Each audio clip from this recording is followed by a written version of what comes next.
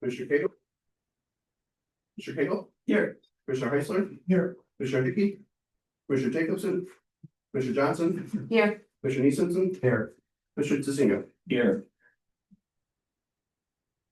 The next item is approval of pledge of allegiance. Allegiance to the flag of the United States of America and to the republic for which it stands, one nation, under God, indivisible, with liberty and justice for all.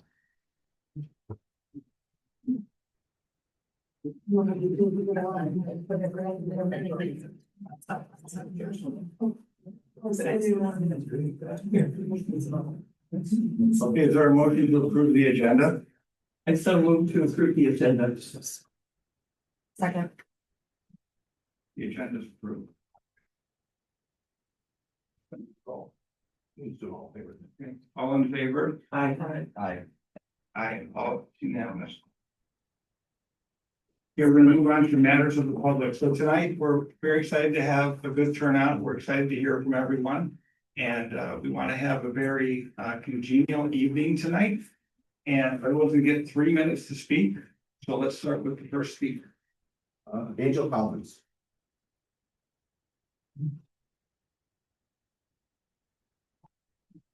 My name is Angel. Can you hear me? They pretty light on. No. No, thanks. My name is Angel Collins and I reside at 529 Monarch Drive in Crystal Lake. As a former park board member with 7 years of service and someone who's attended many meetings over the years, I feel compelled to express my deep concern about the most recent board meetings. Frankly, I was shocked, not just by the decisions made, but by the manner in which they were carried out and the complete lack of transparency. There was a time when public officials went to great lengths to avoid even the appearance of impropriety. Today, it seems that consideration is no longer part of the conversation. Although I wasn't present at the first meeting where the 3 new members were sworn in, I've been made aware of what took place. And I was disturbed to hear that prepared statements were being read from phones and laptops to justify sweeping changes, most notably the removal of our longstanding legal counsel and the appointment of the former board president and his firm in their place. And then to find out that that firm charges twice as much as the previous law firm that was in place, you have to ask yourself, did anyone stop to consider how that might appear to the public? The Park District Attorney is meant to serve the district, not individual board members. Their role is to provide impartial legal guidance when needed, not to advance personal agendas or public goals, political goals. And let's be honest, this sudden shift in direction is clearly about the lake. And let me be clear, you represent everyone in this park district, not just the residents who live along the lake. As a taxpayer and community member, I am not interested in funding efforts to prioritize personal conveniences like ensuring boats can get out or weeds are cleared along individual lakefronts. That's not what public service is about. We already have a professional company in place to manage the lake. Experts who are trained and experienced in what's best for its long-term health and sustainability. What we don't need are decisions based on the personal opinions of lake residents who happen to be sitting on the board. People are watching, as you can see, and using a public role to push private interests is a serious breach of public trust and a violation of the oath you took when you stepped into this role. Thank you.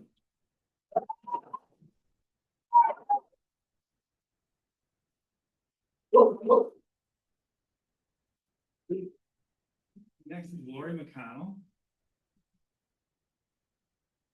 Conwell.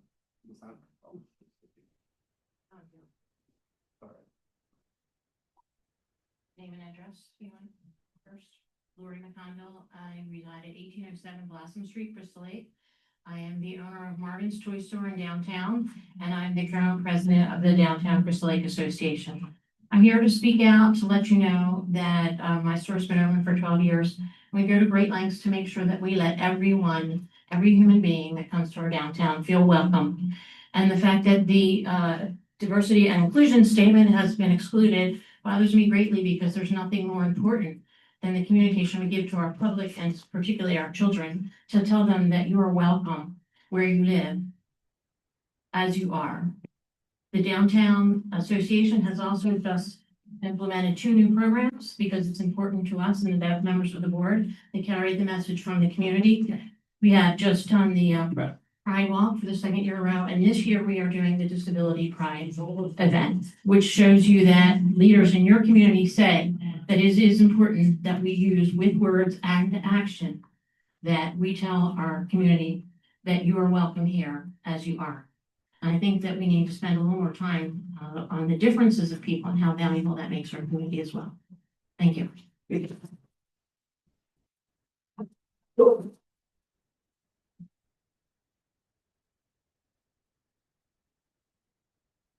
Carolyn Schofield.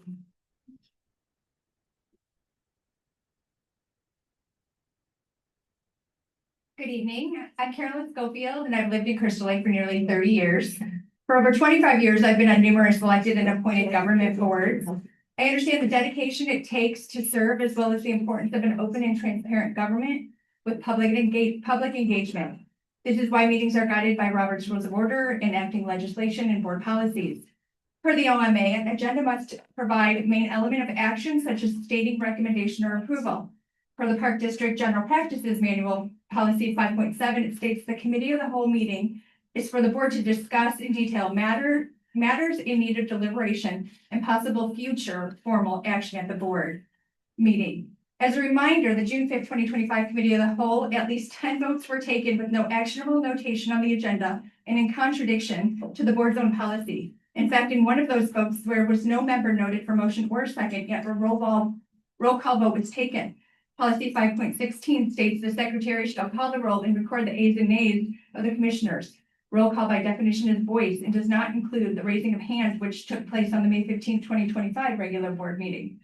General Practices Policy 4.6 states that each action or vote taken by board members in the course of their duties should be motivated by the district's best interests and should therefore be free of outside influence and service self-interest.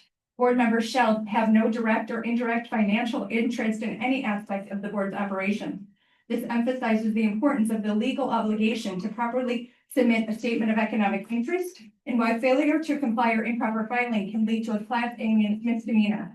Finally, agenda item 12 regarding the legal agreement with new attorney and former park board member directly conflicts with General Practice Policy 7.7, stating attorney shall be paid monthly to attend park board meetings. She shall also be paid a fair hourly rate for the work done to research issues, etc. I will emphasize fair, as this agreement seems to contain excessive fees when compared to previous representation.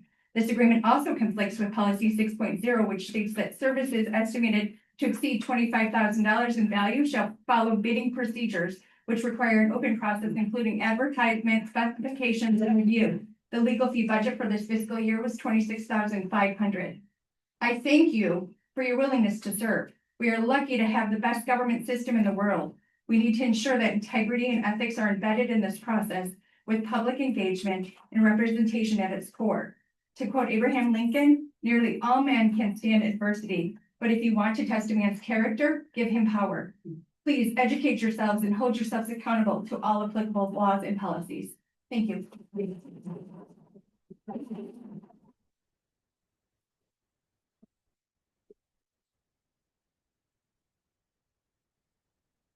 Mark Sparber.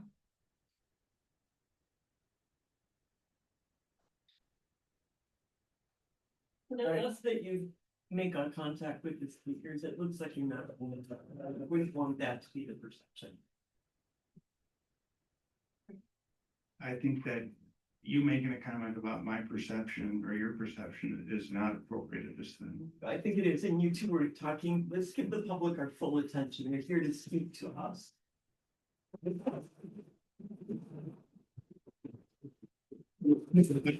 I will remind you that you're out of turn. I did not recognize you. It's okay. Please pay attention. You've been on those. Mark Sparber, 882 Coventry Lane. I live Knack Park. I'm back up to Knack Park. It's the new commissioners know where that is. I want to talk about the staff today. because I told you my experience before, park districts. When I left Arlington Heights after 5 years, I interviewed for 3 different jobs. I got 2 offers to use my degree more. And I went back and talked to my mentor in Arlington Heights, and he talked to me, even though Waukegan, the budget was 3 times the size and we had a lot more facilities to take care of. He said it's too political. And I would not be allowed to do what I was trained to do, which I learned from him. So I stayed and I went to Prospect Heights. And that brought me to think about the staff here. What's going on here with all the politics, and it's wrong. Because I know that the professionals here, they network and they'll talk to other park districts. They need to be creative. Maybe needs to be creative. Kurt, Eric, Jason, to give everybody in our city their best experience. So I hope that you don't leave and give them a chance to straighten things out and not be so political. Thank you.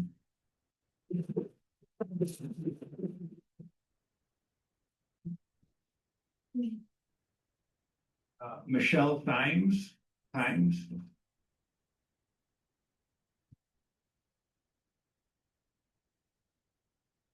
Hello, my name is Michelle Thimius, and I'm one of your constituents on Second Street near downtown Crystal Lake. I want to start with a note of positivity. I attended the Friday the 13th event at Main Beach last weekend, and it was so much fun. I think it's something that we should be really proud of in our community, and I did brag to a couple of friends about it and encourage them to sign up the next time Friday the 13th falls in the summer. So congratulations are due to staff that made that happen. I deeply appreciate so much of the park district programming, including the Friday the 13th event and also the time I spent last summer learning how to sail on Crystal Lake. And that's why I had to stand up tonight and express my disappointment and concern about the direction that Commissioners Tasinga, Niesensen, Hickey, and Heisler are taking the board. I attended your June 5th Committee of the Whole meeting to show support for the park district's policy on diversity, equity, and inclusion that you then eliminated. There were so many issues at the meeting, but I only have 3 minutes, so I'll focus on one of them. The apparent effort to create confusion and sidestep due diligence and public accountability. The first example is from the June 5th meeting, where again, Commissioner Tasinga focused on forced a vote to replace and create a new weir for the lake. The commissioner inquired about the expected costs and a price was not provided. The vote went ahead anyway. A second example of a lack of due diligence is when you dissolved the park district's relationship with the Lake Ecology Advisory Committee and replaced it with a private shoreline property owners association. Without so much as a single conversation with the committee or the president of the SPOA. The final example is when Commissioner Tasinga led an effort to remove Scott Puma as attorney and hire Eric Anderson in your very first meeting as commissioners. In reading the minutes from that meeting, it was not communicated at the time what Mr. Anderson's cost would be, and it's shameful to commit taxpayer dollars to something without knowing the full cost. It's even more shameful that the rate ended up being twice the cost of the last attorney's hourly rate. I'm concerned by this pattern of creating confusion, voting without important details present, and I also want to know why. Why not get all the information before you decide how to vote? Why not let the public know what you're doing? Why not give proper notice and information on the items you're voting on? My request, post recordings of your committee of the whole meetings, post board packets for your committee of the whole meetings, take time to explain what's being voted on and why you feel it's important, and ensure that you have adequate space for the public to attend your meetings. I know there's a large overflow upstairs. Thank you. Thank you.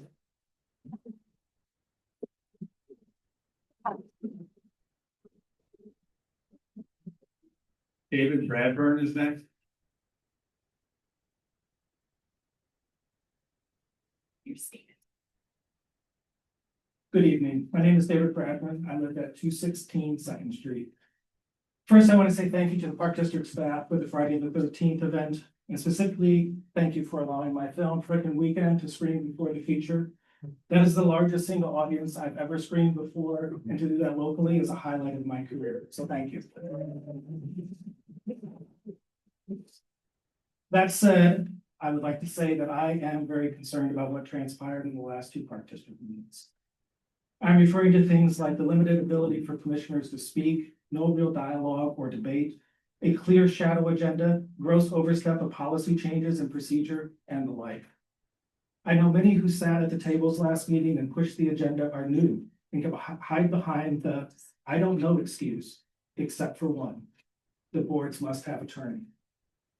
If it turns out that the board has made decision outside procedures and policy, or that the Open Meetings Act was violated, or other potential issues that may leave the Park District and Crystal Lake's taxpayers exposed, that fault would rest fully on the board's legal counsel, who sat through the meeting of June 5th and aided and abetted a power grab that was clearly meant to push the agenda of those who live on the lake and not the residents of Crystal Lake as a whole. If this proves to be the case, it means that the must-have attorney is either incompetent or complicit. And therefore, the board's legal counsel should step down immediately and return all compensation to the Park District's general fund. Thank you.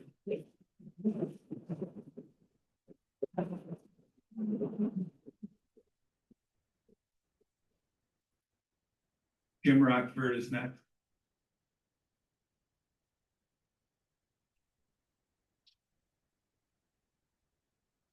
Jim Rockford, 510 South Shore Drive, Lakewood. I'm here to show support for this board, despite what it looks like this evening and how well prepared everybody is with their speeches and what have you. Just encourage you to keep coming to these meetings and look into what happened and look into the changes these guys have made and what's going to happen going forward.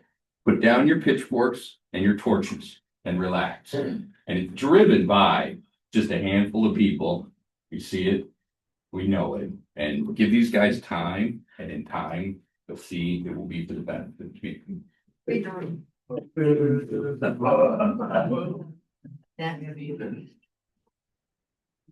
John Lavage.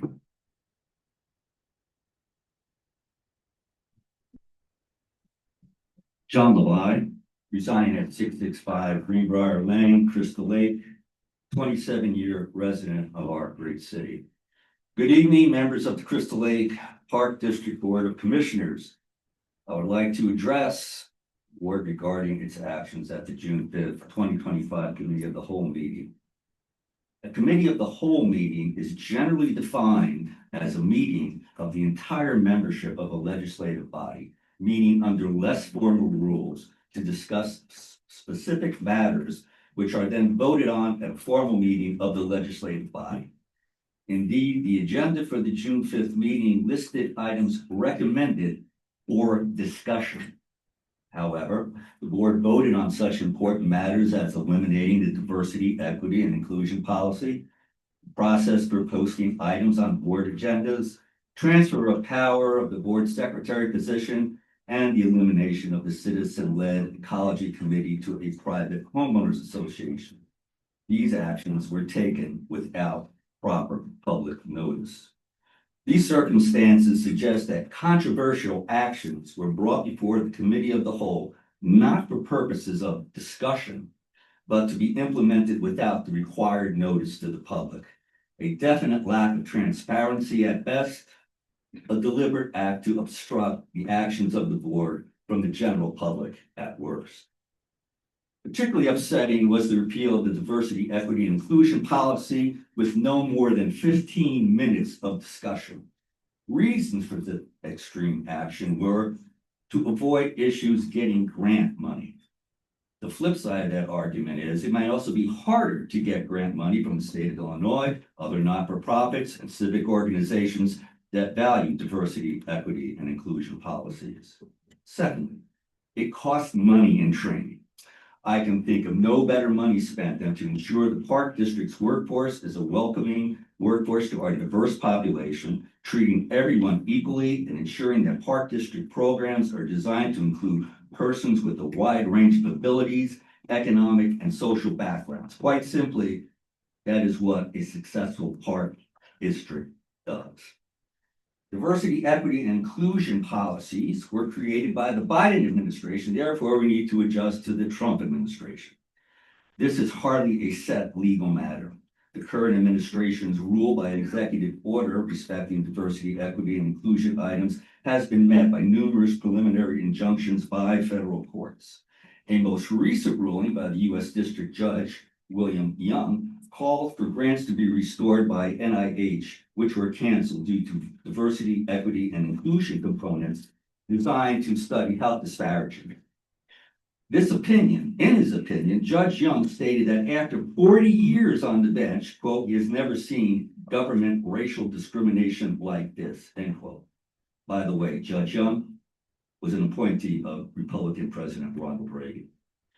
In closing, I would urge the board to abide by the true intent of committee of the whole meetings and not take votes on items until all. Your time is up.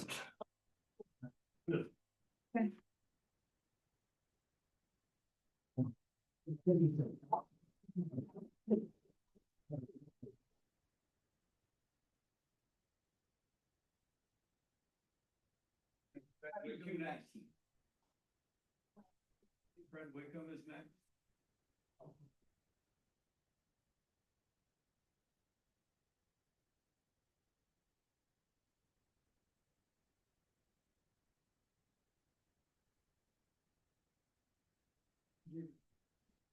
One night, not bad in here. I've lived in Crystal Lake since 1970, and I've been a member of the Park District, if you'll be a member. Enjoyed what the Park District has done all these years. Proud of the fact that I live in Crystal Lake, and part of that is because of the Park District. The people who serve on the Park District are intelligent, sharp, and do an extremely well job. And I am thankful every day for being here. I have two resolutions to read, very short actually. First resolution. Resolution of the Grafton Township Republican Central Committee in support of the Crystal Lake Park District board members who voted to cancel the DEI policy. Whereas the Crystal Lake Park District Board recently held a vote concerning the continuation of its diversity, equity, and inclusion, that's DEI policy. And whereas board members Frederick Kiesinger, Keith Niesensen, Richard Hickey, and Jason Heisler voted in favor of canceling the DEI policy. And whereas the Grafton Township Republican Central Committee supports policies that promote equal opportunity, individual merit, and unity, and opposes any measures that divide citizens based on identity or group classifications. Now, therefore, be it resolved that the Grafton Township Republican Central Committee publicly commends and expresses its full support for board members Frederick Kiesinger, Keith Niesensen, Richard Hickey, and Jason Heiser for their leadership and principled decision, and affirmed its continued support of their efforts on behalf of the community. Adopted this 11th day of June 2025 by the Grafton Township Republican Central Committee. Orville Bettman, Chairman. I have another one, really short.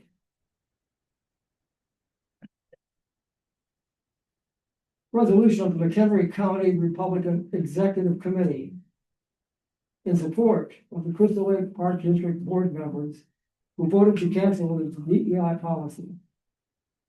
Whereas the Crystal Lake Park District Board recently held a vote concerning the continuation of its diversity, equity, and inclusion DEI policy. And whereas board members Frederick Kiesinger, Keith Niesensen, Richard Hickey, and Jason Heiser voted in favor of canceling the DEI policy. And whereas the McHenry County Your time is up. Republican Executive Committee supports policies that promote. Therefore, be it resolved, Republican Executive Committee offers its support for those four members of the board. Thank you very much.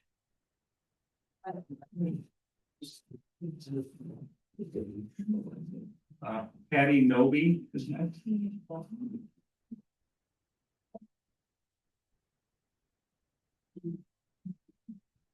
My name is Patty Noble. I live at 61 South Walkup, right down the street. Many of you probably walk past or drive past my house. I'm not a speaker, I'm a writer. I'm just gonna say that right now, my former husband and I chose to build a house, in this community because it reminded me of what I loved about the community that I grew up in. It's close knit, people come back here to raise their children, and the schools and the parks are amazing. I thought a lot today about what I wanted to say and what I wanted to highlight as I stood up here in front of you all.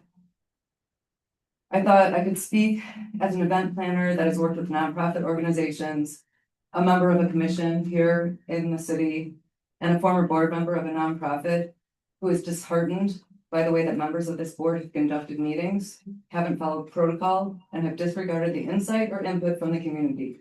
I caution each of you about forming alliances that don't take into consideration the best interest of all Crystal Lake residents. I could speak as the editor of a local magazine, many of you may receive in your homes, who has had the opportunity to meet, highlight, and get to know many residents and business owners in our community. We have all have vested interest in the community and the Park District. I could speak as the adoptive mother of a child from Ethiopia, who, by the way, attended Barlina House when he came here only months after he arrived in this country.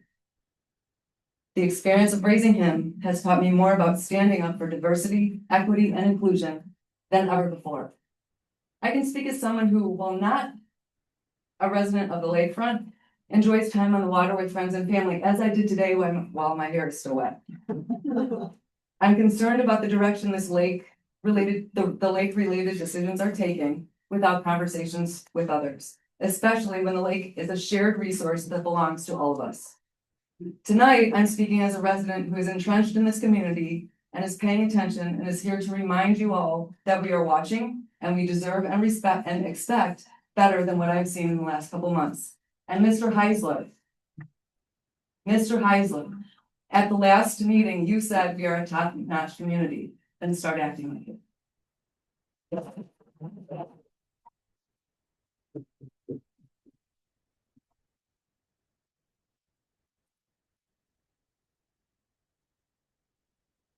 I will remind the public that we will not be having any personal attacks during this session. Is there anybody else that would like to speak?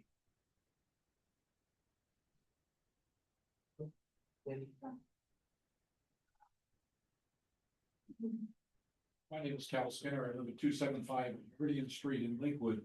And I come to talk about a subject that no one else has mentioned. I cannot believe that the Spark Board may be considering buying Healthbridge. If the leaders of the Crystal Lake city want Healthbridge to be in the public domain, let them buy it. They've already thumbed their noses at the Park Board by putting 3 Oaks underneath the Recreation Department. They can expand the Recreation Department. And indeed, because they are a home rule unit, they can raise our taxes. Well, your taxes who live in Crystal Lake. The Park Board cannot do that. To purchase Healthbridge, you're gonna have to pass a referendum, and you're not gonna pass it.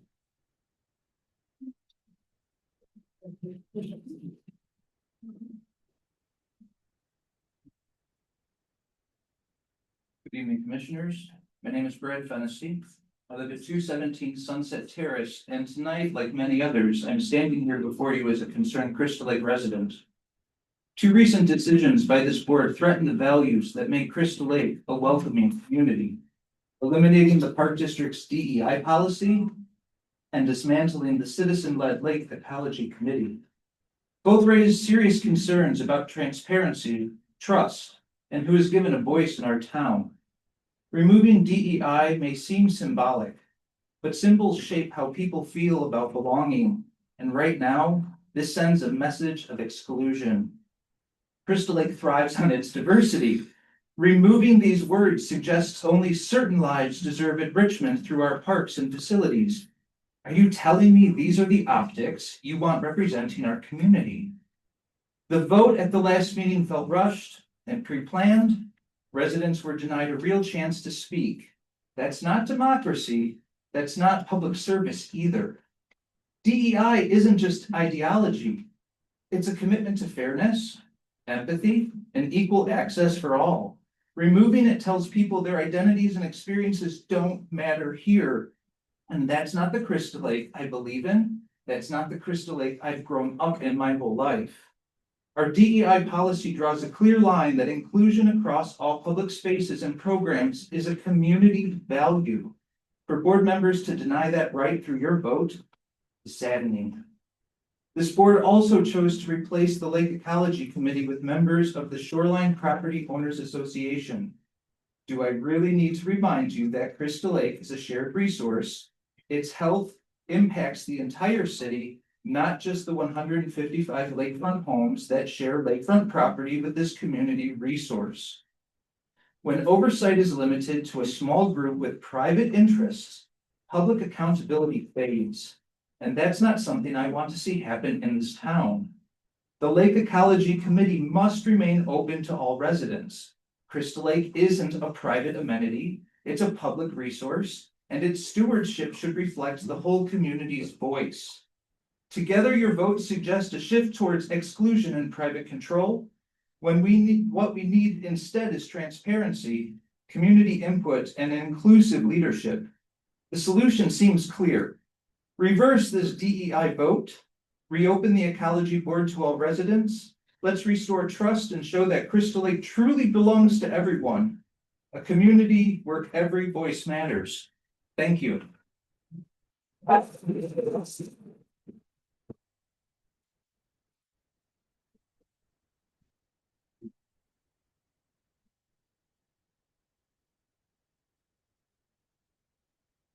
Hey there, so my purpose tonight is to extend my thanks on behalf of the majority of voters that voted for Jason Eisler, Rich, Fred, Keith. Thank you for running. First of all, that is a commitment in and of itself. That isn't a small feat. For your committed focus on efficiency and small governance. And for donating your time, your talents, and energy. It doesn't just mean you show up at meetings. It means that you visit properties, and talk to attorneys, talk to all sorts of people, and dedicate a lot of time and effort and energy and stress, I'm sure. I'm sure that many of you have often questioned your decision, but know that, again, on behalf of the majority who voted you in based upon the convictions that I have formerly mentioned, you're appreciated. In a world where the closest thing to eternal life on earth is a government program, it's great to have fair-minded people who care about this community in a position to make positive change. And despite the prevailing opinion in this room, the majority of voters again voted for fiscal responsibility. So with that said, I have a few questions about the agenda item regarding Health Bridge tonight that I'd like to see answered as you move forward. First of all, I understand that the property has already been purchased by a private developer. If this project were to move forward, or if this project didn't move forward, I'm sorry, what did the developer intend to do with the property? I think that's in the best interest of the community to consider both sides of that. And then secondly, if the district were to proceed, which to Cal's point probably requires a referendum, which Park District assets can be liquidated to keep the project cost neutral? And how would operations be funded in perpetuity without raising taxes? Thank you.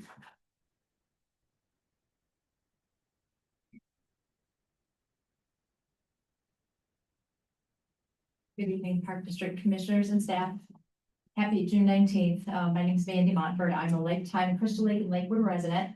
Similar to Patty, I'm not much of a speaker, but I'm gonna give it a go here. So I grew up using Park District resources. My children did too, and I want my grandchildren someday to do the same. So I am here. These public resources belong to all of us, and they should reflect the values of the community, not the political agenda of a few. June 5th was not a good day for Crystal Lake. As we can all agree, the parks are for everyone. The lake is for everyone and everyone deserves a voice. Unfortunately, decisions made at the last meeting would suggest otherwise.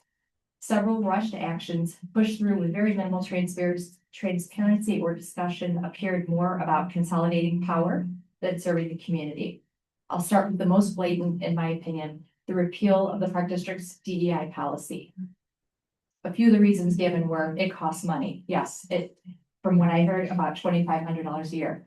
That's 1/96 millionth of the Park District's budget. So are we really saying that that is too much money to spend on staff training that ensures accessibility, inclusion, and fairness? The federal government isn't supporting DEI. That's irrelevant. The Park District isn't a political body and certainly shouldn't be taking cues from a partisan agenda. We could lose federal funding. The Park District currently receives 0 federal funding. So I'm not sure what that's all about. DEI is already baked into the Park District policies. Then why remove it, especially now when DEI protections are being stripped away at other levels of government? Wouldn't this be the time that we would not need to hang on to it dearly? This was not about budget or governance. This was political and it was wrong. Regarding the lake, I was actually thrilled to see boat stickers and gate passes finally streamlined this year. When we talk about efficiency, yes, this made sense. Why was this improvement scrapped without a clear explanation that I heard at all? Also regarding the Lake Ecology Committee, there was a group of dedicated volunteers who helped restore the health of the lake over the past 5 years. This group was disbanded without warning. Its responsibilities were handed over to the SPOA, a private shoreline homeowners group that wasn't even fully informed about the change. The lake is a public resource. Handling ecological oversight to a private group of property owners is not only short-sighted, it's elitist. It excludes experts and community members who have every right to contribute to the stewardship of the lake. This is about trust, and right now trust is eroding. Commissioners, I ask you to humbly reverse course. We are calling for the reversal of the decisions made at the last meeting that were made with minimal transparency, information, and public input. And last, I want you to just imagine for a moment that your child has a disability and needs accommodations in a public program. Imagine you have an aging parent that wants to attend a class but needs extra support. Imagine you're a qualified local scientist. You can help protect the lake, but you can't because you don't live within the SPOA. Thank you for your time.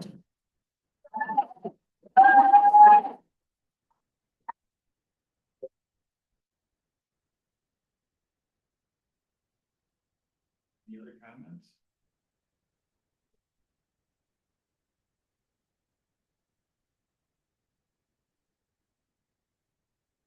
You made a decision to, my name is Bonnie Johnson.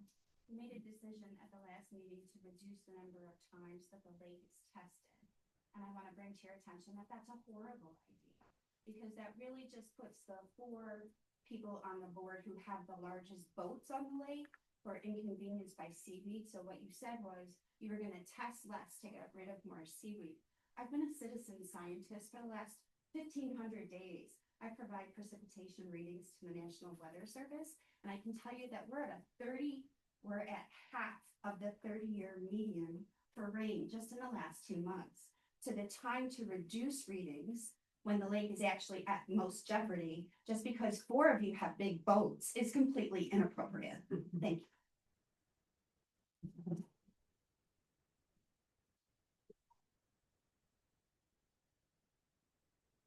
Okay, thank you very much. We'll be moving on to unfinished business.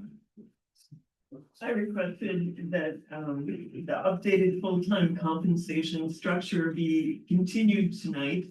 Our new attorney, who was due by state law, by actually how Robert's Rules of Orders, when you table something, it has to appear on the next agenda, and our attorney failed to advise us to do this. So I requested that it be on this agenda because it is time that we talk about this. Jason, can you run us through it, please? So the compensation study was done to reassess our compensation structure, our pay grades for the district. Something that we do every few years. We hired a consultant to get an unbiased opinion on our salary structure. This has nothing to do with our merit increase pool. It's simply just the structure by which employees are slotted into their pay grade based on the responsibilities of their position within the district. So this was an upgrade to that, an update to that scale. And we were just asking for the board's approval for that. There are 4 positions that need to be increased to bring their salaries into the minimum of their new pay grade based on the new information. Jason, if we approve this tonight, will those updates go into effect retroactive to May 1st when it would have been expected to have been done? Ideally, yes. That would be great. I move to accept the updated full-time compensation structure as submitted. Is there a second? Second. Discussion, would you like to start, Commissioner Cagle? I think that our staff in a park district are never making what people do in commercial world. There are benefits, park work tends to be fun, but it still is a job, they still commonly work. I think it's super important that we make sure that within the park world, they are receiving competitive compensation for park districts of our size, and I am really pleased that this is being brought to us. I think it's one of the things we can do to help ensure a robust and wonderful staff for our community. I'm in favor of it. Commissioner Heisler, I'm also in favor of it. Commissioner Johnson, I'm in favor of it. I'm in favor of it. okay, let's vote. Commissioner Cagle? Yes. Commissioner Heisler? Yes. Commissioner Johnson? Yes. Commissioner Simpson? Yes. Commissioner Zuniga? Yes. I'm sorry, Fred. I know we just voted on it. I would like to make sure that it is retroactive to May 1st when the financial year started. Can I make another motion about this? You can make a motion. I would like to make a motion that compensation for those affected by this be retroactive to May 1st, the beginning of our new actually it's May 15th. May 1st, beginning of our financial year. Is there a second? Second. Discussion. Commissioner Cagle, would you like to start? I think this was on our agenda for May 15th and staff was expecting, well, hoping that we would approve this. This is fair, and I think normally we update things at the beginning of the financial year, and I think it's only fair to make sure it goes back to when it should have been. Commissioner Heisler. Don't have it. Commissioner Johnson, No comment. Commissioner Nissenson. No comment. So. Commissioner Heisler? Yes. Commissioner Johnson? Yes. Commissioner Simpson? Yes. Commissioner Cagle? Yes. Commissioner Zuniga? Yes. Okay, the consent, consent agenda. Is there a motion to accept the consent agenda? Normally, the president reads the full script for the consent agenda. I think it's required by state law, All actually. right, approval of the voucher expenses, approval of the interim voucher expenses, accept the treasurer's report, approval of regular meeting minutes, 5/15/25. Sorry.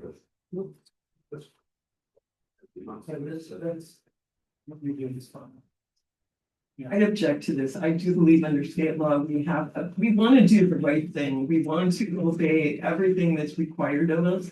And I believe under state law, you have to read the whole description because the public, let's say they're just watching the video, they don't know what they're approving. You have to read it out, every single digit of every number.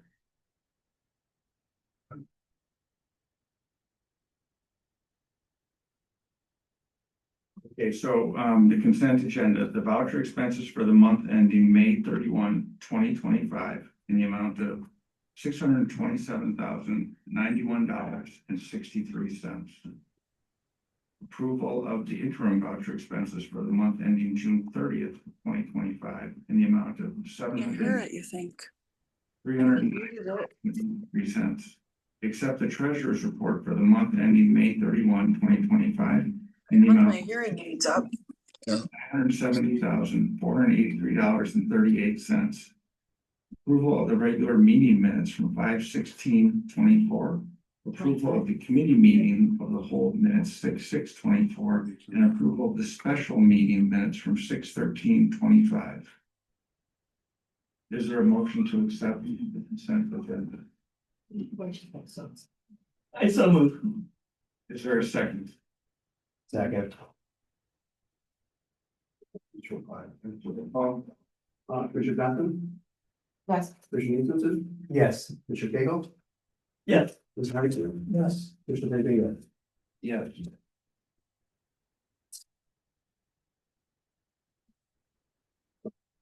No items in motion. Consider approval. The rack club court 7 through 9 radiant heater replacement. And that is in the amount of $37,266 for the rack club. Any discussion about that? Commissioner Cagle? It's usually we have a staff person present the situation to us. The staff person presents the situation. The heaters on courts 7 through 9 are in need of replacement. They've been living along for several years. Repairs are becoming costly, some to the point where they can't be made. So we're in a position where they're in need of replacement. And it's budgeted in this current fiscal year's budget at $40,000. And the bid coming at $37,266. So we're under budget. Are there any energy rebates or anything like that available for this? I do not believe so. Commissioner Heisler, any comment? Okay. But Fred, you didn't let me finish. You just assumed I was done. I asked a question, that doesn't mean I'm done. You spoke without being ready. Oh. That usually we have discussions, hold say, gosh, So Commissioner Cagle, would you like to leave? I asked my question and I appreciate that, and I'm glad that we're moving to more energy efficient means of heating these courts. I think it seems like a really good move. Can I just interrupt real quick? Could everyone please use your microphones? The people in the other areas having a hard time hearing. So, thank you. Commissioner Heisler, do you have any comment? No comment. Commissioner Johnson, do you have any comment? No comment. Commissioner Nicholson, do you have any comment? No comment. So we have a motion, has it been seconded? A second. Commissioner Livingston? Yes. Commissioner Cagle? Yes. Commissioner Heisler? Yes. Commissioner Johnson? Yes. Commissioner Singa? Yes. Next is a presentation by Greg Koblinski. I requested that Greg come and present to the board. He sent the commissioners a letter on Monday, June 9th. That really needed discussion. It affects the how the park board voted to dissolve the Lake Ecology Committee and make the SPOA in charge. Greg is the president of the SPOA, and I wanted him to come and talk to us. Thank you. I'm also the chairman of the Lake Ecology Committee. And I'd like to say that despite all the rumors, the Lake Ecology wasn't dissolved. We just the relationship between that committee and the Lake Ecology Committee was just we're not an official committee, but that Lake Ecology Committee existed for 3 years without being an official committee. In that time that the Ecology Committee existed, they started first to address the issue of milfoil. If those remember 4 years ago, you could barely go around the no wake area in the lake because it was so dense with all the weeds. One of our members happened to be attending an ecology conference, and they were presenting a herbicide called Priscillacor, which specifically takes care of milfoil and doesn't damage any of the other growth in the lake. We researched that, and we also had on our committee a lake biologist who worked for McLeod, which is a competitor to Hay. He looked at it, and after we were confident that this would be the right thing, we presented it to the Park District Board, who had Hay check it out, and it turned out that this was the right solution. The board at that time spent $73,000 treating the lake for milfoil and received a 3-year guarantee.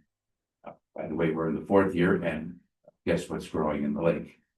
But we've already met with Hay and Associates. I think also they've met with you, Hay, Jason, and there's a plan to address it. It won't cost $73,000. But our next mission was to try and figure out what to do with all the carpets of weeds that were growing in the West End. And following a study that Hay and Associates did, they recommended that the best way to address the problems with the lake was to purchase a harvester. We did a lot of research on different harvesters. And fortunately, again, one of our board members had a cousin who lived in Crystal Lake and moved to Wisconsin and was the head of a conservation area, a chain of lakes that used the exact harvester that we had chosen. We presented that to the board, and thank you, that board at that time, we purchased the harvester, and it's been working for 2 years now. So that was and if you've been out on the lake, you see how beautiful it is. In the meantime, we have a lot of different board members from, or committee members from all over Crystal Lake. And they come from different backgrounds. We have a member that's worked with the DNR and with the Fish and Game, and he's prepared a study about the stocking of the lake. Do we stock too much? Do we stock too little? I don't think anybody's looked at it in many, many years. We have another board member that coordinates all the treatments on the lake when they do the Park District beaches, the other beaches like CCAPOA, the North Shore beaches. We coordinate that with Hay to do their beaches if they choose to do it, which CCAPOA does it every year. We coordinate that so it's all done in one day, saves a lot of money for the other beaches. We also have a committee member that is logging the ecomass that's taken out of the lake by the harvester. Next year, we'll be able to present the Park District with a study to show how much ecomass has been taken out and what the effect of that is, because right now we don't know, is the harvester working too long or not enough?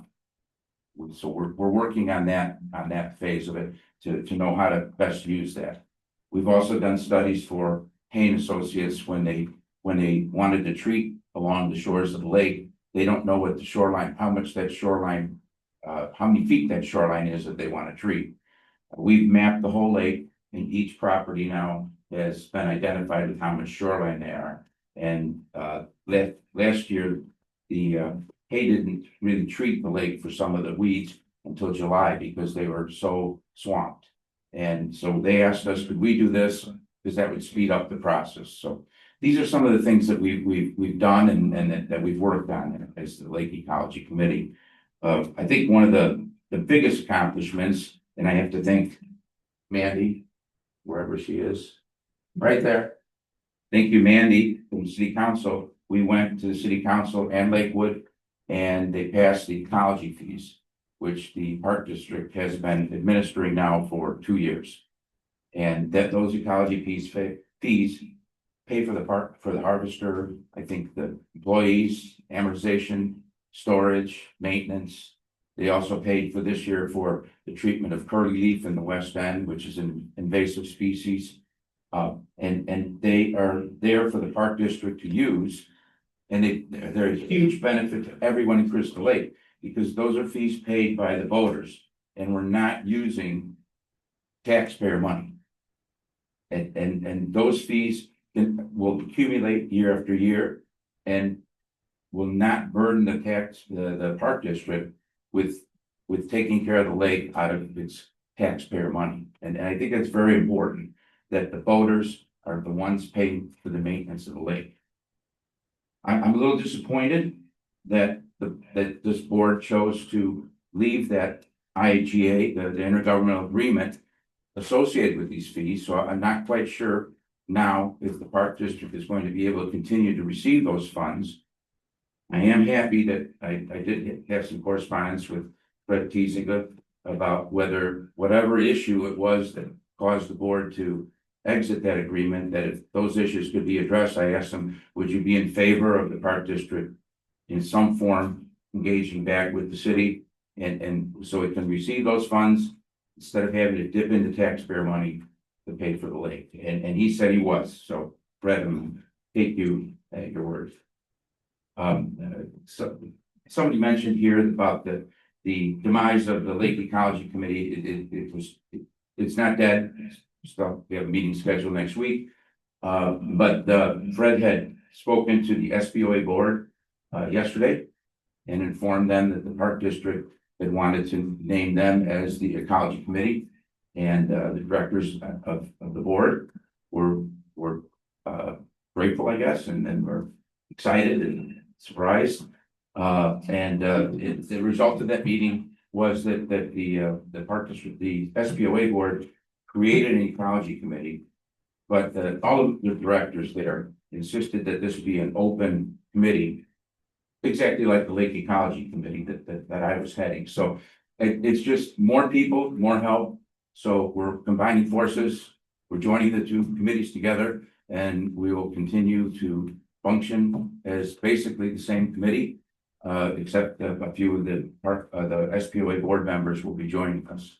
But our goal, I think our first goal is going to be, will be the ongoing things that we do, but is going to be to help the Park District do whatever we need to do, talk the city and Lakewood to continue having those funds available and not burden taxpayers with taking care of the lake. So I hope whatever the objection was that you guys had to that, I hope you can resolve it. We're here to help. Mandy, I'm sure, I know you want that fund to continue. And so please take a look at that. And thank you. If anybody has any questions, I'm ready to answer. I have a question. Do you have a degree in fish species or? No, I don't, but the committee is made up of, it fluctuates from anywhere from 7 to 10 people. As I said, when we were checking out the herbicides and all, then we drew from the CCAPOA, who had a lake biologist on their committee for their association. So what we try and do is find people that are expert in the opinion of what we're looking at. The person going and preparing the fish study does have a degree in that. As I said, he's worked in with the DNR. The committee's open to anyone in the Park District. And if anybody wants to join our committee, it's crystalllakeecology@gmail.com. And it's open to everyone. Thank you very much, Greg. Any of the commissioners have a question? Greg, what would you like to see happen next at the Park District? Somehow re-engage with or talk to the Crystal Lake and to Lakewood, and though those funds are there, and I'm not sure what the issue was that the Park District withdrew from that agreement, but maybe a new agreement. I think Eric, you said you were maybe thinking about a new agreement to draw up, just something to re-engage in that agreement. So those funds that will remain there for the Park District to spend again, instead of taxpayer money. Thank you. Thank you very much. Any other comments? Okay, we're gonna move on to the Open Meetings Act. Commissioner Cagle, you wanted this? Yes, I did. I requested that we discuss the Open Meetings Act. I'm really concerned that our board may be violating the Open Meetings Act. It's a really important state law. It's a reform of respect for constituents. It's doing our job in a responsible way. We have both new and experienced board members on here. All of us would benefit from more training. The fact that we've had so many FOIAs filed against us recently, I've heard rumors that there may be other complaints going down. And we need to do our very best to serve the constituents with complete transparency and complete integrity. That's what this act is about. Let's do the right thing. Let's contact the state attorney's office and request training for the board so that we can follow both the intent and the letter of the law and serve our constituency. We are not in positions of power. We're in positions of servancy. We serve the public, and the Open Meetings Act is meant to make that very clear. We're vulnerable to all sorts of legal action if we're in violation of the Open Meetings Act. It will cost us money. It will cost us time and taxpayers' money. So let's do the right thing. Let's contact the state attorney and ask them for more training. I am done. Commissioner Heisler, comment. Commissioner Johnson, any comment? I think it's a valid, question, and I didn't think about it too much until understanding and thinking about the last couple meetings have been pretty tough, so I don't see having training would hurt us. Might help us to be able to communicate better with all of us. Commissioner Dickinson? No problem. Okay. Thank you. The next topic is the letter of agreement between Crystal Lake Park District and Airbnb. Can I ask what you think, Fred? I think that we've all had our training. I've had my training. For the fire safety training, so that's, I think, Thank you. sure. The next item is the letter of agreement between the Crystal Lake Park District and Eric Anderson. This is another thing that, Commissioner Cagle, so Commissioner Cagle, you have the floor. Thank you. I would like to pass around a copy for everyone on business entity search with the state of Illinois that shows Eric Anderson, our attorney, as the attorney of record for the SPOA. This was a conflict of interest that was not disclosed for us. How in the world is it of any ethical nature for our attorney to be representing the organization that we just got rid of a public committee and gave it to a private organization? This is a conflict that absolutely needed to be disclosed. The role of the attorney, I want to go on record as saying that there was no due process for how Eric Anderson, Staub Anderson was hired to represent us. And the process that was used smacks of cronyism. Our lawyer needs to be objective. Our lawyer needs to be a wise legal resource to guide the board and the district. The day Eric was appointed to the role by the board, he clarified what he saw his role to be. If you look in the meeting minutes from it, in comments from the board, he said his job is to support board leadership. No, his job as lawyer is to provide wise legal counsel to the whole board and the park district. His job is not to leadership. His job is to all of us and to all of the constituents. Eric does not get to tell us what his job is. He works for us. We define what his job is. But because we did not go through a request for proposals, we did not get to define that. We did not get to define his roles and his responsibilities. For example, the role of a lawyer, legal representation to the board is not to go to agenda meeting. I, in fact, checked with the county. The county's lawyer does not go to agenda meetings. I checked with the city. The city's lawyer does not go to agenda meetings. If you are seeking help setting agenda, that is what Jason Herbster is for. If you need an experienced board member to come, I'm glad to come, Fred. Because I want us not to be billing $450 an hour to go to an agenda meeting that he has no need to go to. There is no legal need. He is not here to provide legal counsel to leadership. He is here to provide legal counsel to the board and the park district. The appointment of Eric Anderson to this position appears to be to the public as an inside job at almost twice the rate of the previous firm. It has the appearance of unscrupulousness. It does not have the appearance of transparency. He failed to disclose his conflict of interest with SPOA. Eric, you need to recognize your own conflicts of interest. You're not showing the level of professionalism this position requires. As an attorney, you should want to be completely ethical and completely transparent. You're not doing yourself or your profession any favors by how this is going. We need to do a better job of defining what we expect from a lawyer and then hiring a lawyer to step into the role that we define. That's what you do as an employer. You don't hire someone and let them tell you what their job is. So I ask that Eric resign immediately and we do the right thing and we do an RFP. He can come and apply just like everyone else. We look for the depth of experience in park law. We look for the depth of experience in these situations. We have not done that. We have not served the public because we have not done due diligence.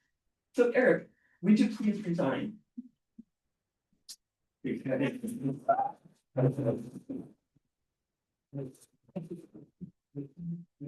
you say anything, Commissioner Heiser, do you have any comment? Commissioner Johnson, do you have any comment? I'm glad that Kathy brought this up. It's been disturbing for me the last couple meetings to understand Eric being a commissioner and then becoming our attorney was very shocking to me. So I would love to hear and understand how, you know, I didn't understand how it was right legally because I'm not a lawyer. So I would love to hear more understanding if it's not Eric answering, like, should we ask a different lawyer? I mean, there's somebody who knows more than we know. Is this legal to do? And I understand the vote was done in May, but is this legal to do? Commissioner Nissenson? It's the SPOA conflict. Are you compensated by the SPOA in any way?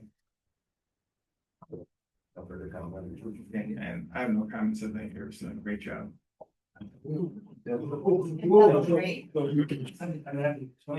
Yeah. This is something that can be done in closed session, rather than undefined open session. I'm the registered agent for the Shoeless Association, not the attorney. I don't think that would be a conflict either, but if you all think it's a conflict, then there's a lot of other people that can do this job. I've been blessed with a lot of work. The mic, I can't hear. I've been blessed with a lot of work at this rate, even higher rates. So I'm trading this other work that I have for this. So I can't give you a lower rate. Is that even though I'm spending more time here than I'm billing. But if you this button, I appreciate it. So again, last thing I want to do is get in your way. And I can give you recommendations of other people that can do this job. My duty of loyalty is to the board, and the board acts as by a majority. So it's that simple. And if the majority wanted to do something else, if the majority said, we love DEI, then I would support that. Okay, I'm not making decisions, I'm providing counsel. And so, I started out as a criminal defense attorney. People hated that, but how could you represent people, and sometimes there's reasonable arguments on each side. There's a lot of stuff that comes out that's just not reasonable at all. It's not on point. But if you can help your clients get to the reasonable sides of each argument, you're doing your job. And so I assure you that I'll continue to do that. I think that those that served on the board with me know that I understand this area of law very well. When we get to levies and budgets and the property tax extension limitation law and municipal finance bonds, that's, I think, where I really shine. And so again, I've got a ton of work that I put aside to do this work. So for me, it's a zero-sum game. I'm doing this, I like this job because I love the Crystal Lake Park District, but again, don't let me get in your way. There are lots of other attorneys that can help you do You're not in our way. No.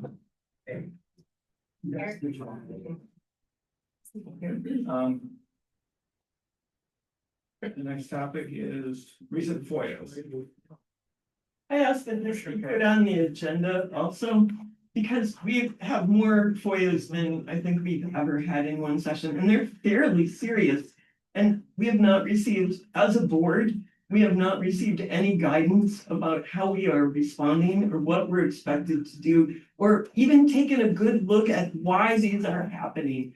Why are all of these FOIAs happening? What are we doing to cause the public to not have confidence in what we're doing? There is a problem. We need to be acting with complete transparency in the best interest of the public. And these FOIAs point out that we're not doing it. And why aren't we getting, the first FOIA that came in, we were counseled that we would talk about it at the next meeting. It never happened.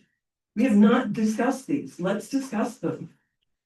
What are we doing about these?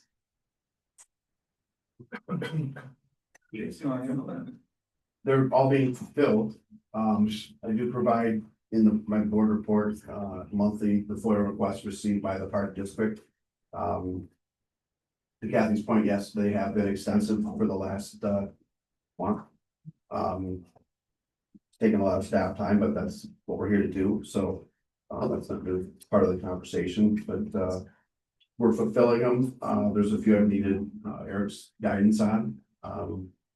Again, my approach has always been to give them as much as we can. Whoever FOIAs us, we give them all the information we can give them, as opposed to trying to figure out ways of how can we go about not giving information.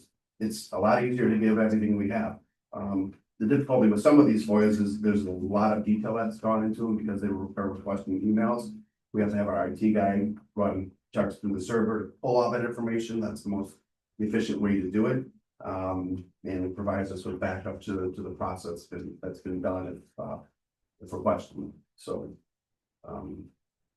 we're fulfilling them. I guess that's as much as I can say. We've not denied anything that's been sent to us. There's certain ones where we have had no information to provide.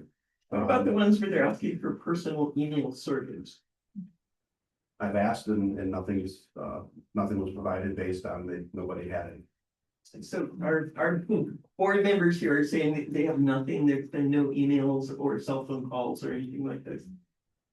Calls are part of it, but text messages and emails, and I don't know, Eric, if you want to speak to that anymore. But Well, I prefer to give my legal advice in closed session. But no, there's no closed session ability to discuss FOIA requests. Under state law, you cannot discuss FOIA requests in closed session. You can discuss the Freedom of Information Act, which is the statute in closed session. Yes, you can. But the attorney-client privilege, I'm gonna give legal advice. But everyone here is your client. If the majority of the board wants me to speak about that in public, I advise against it, but I'll do it. I think we need to be transparent.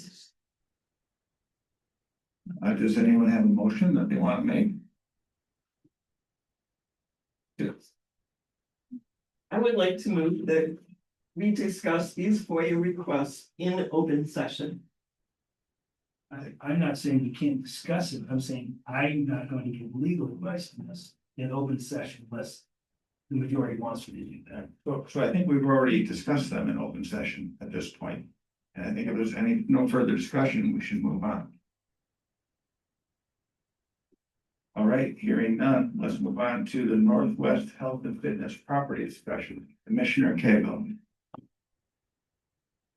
I went on the tour that was provided with a couple other board members and staff members and other interested parties. It is.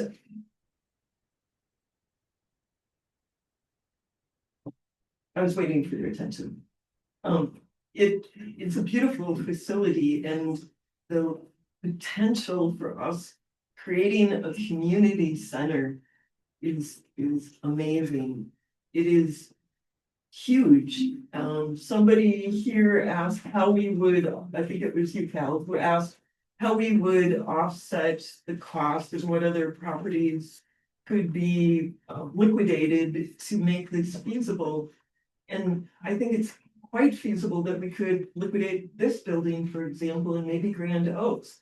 We asked staff to come up with some ideas for what we could use and how we could do that. Are we getting a presentation on that tonight by any chance? not on ideas, I use them. When will that be forthcoming? Probably have it for July. And do we have an idea what Don Green's timeline is for us getting back? No.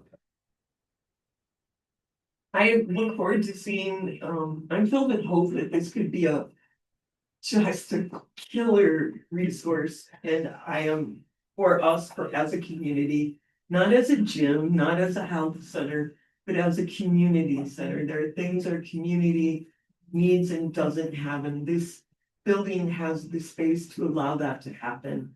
And I look forward to exploring ideas that staff has and getting community input and seeing how we can financially make this work and if it's a good idea for us. Thank you, Commissioner Cagle. Any other comments? Commissioner Heisler? Mr. Johnson?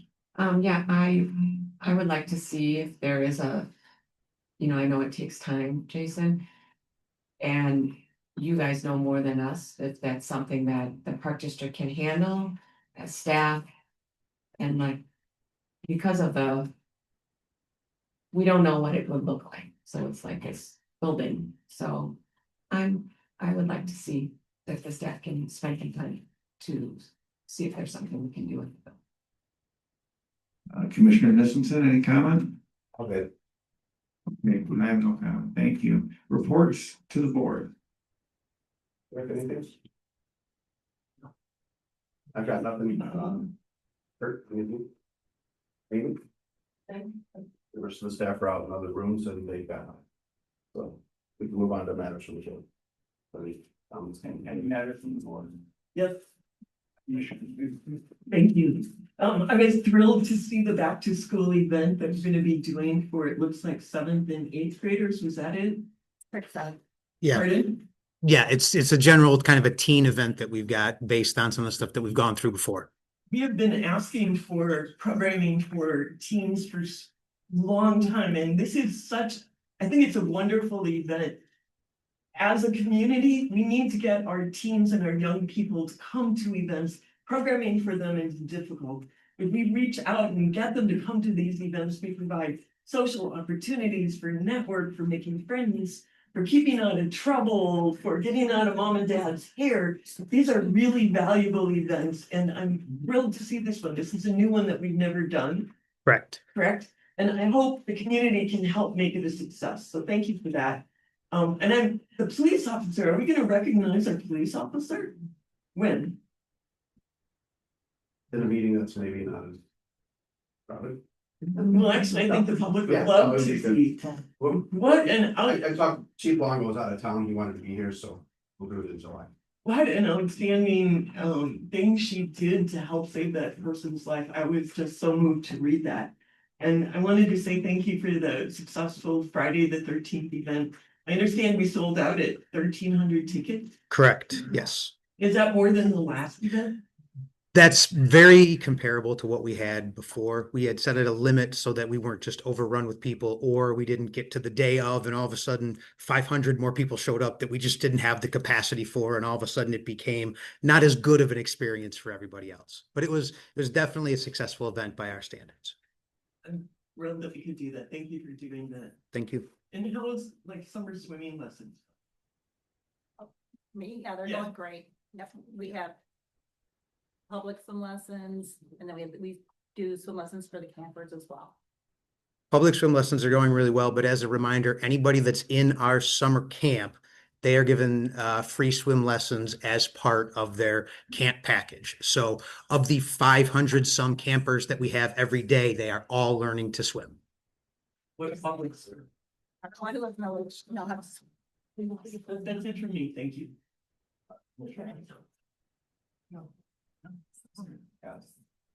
I loved reading all the reports on Amy from the Parks Cafe. I do have a question on Woodland Estates. Is there a timeline or what's that? I didn't see timelines, and I know it's the weather and everything. So Woodland Estates, the contractor, we have to let things cure. The asphalt has to cure before they can start doing the color coding. So there's a time frame. Like concrete has to cure before they could do the asphalt, and then asphalt has to cure before they can do the color coding. And then when the rain happened, it was so joyful to see that there's no water on the courts. So that means the grading of the courts were awesome. And the fencing is partially in. The next step is to do the net posts and for the pickleball and tennis and the basketball. And then once that's installed, then they'll color coat. And they're planning on being there to finish the landscaping soon.